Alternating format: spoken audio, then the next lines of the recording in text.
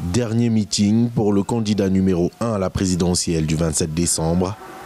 Faustin Archange Touadéra a rejoint le jour de la célébration de Noël les militants et sympathisants de son parti, le MCU, le mouvement Cœur Uni, dans le 2e arrondissement de la capitale Bangui. Un dernier bain de foule avant le scrutin, puis 2 jours plus tard, direction les bureaux de vote. Une élection où le candidat du MCU compte sur le peuple centrafricain pour une victoire dès le premier tour.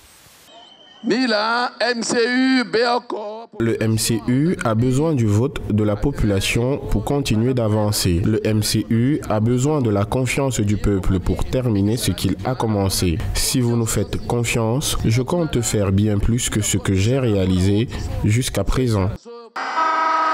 Un meeting qui marque la fin d'une campagne électorale rythmée par des combats entre les forces armées centrafricaines et une coalition de groupes armés rebelles. Après son appel à un cessez-le-feu le 23 décembre, la coalition des Patriotes pour le changement a annoncé la fin de la trêve dite de Noël. Le chef de l'État a appelé les Centrafricains à plus de vigilance. Mon Centrafricain. À tous les Centrafricains, soyez vigilants, soyez visionnaires.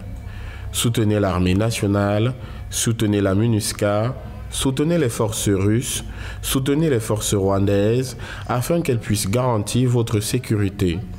Soyez vigilants autour de vous et éloignez-vous de ceux qui sont contre la paix en Centrafrique.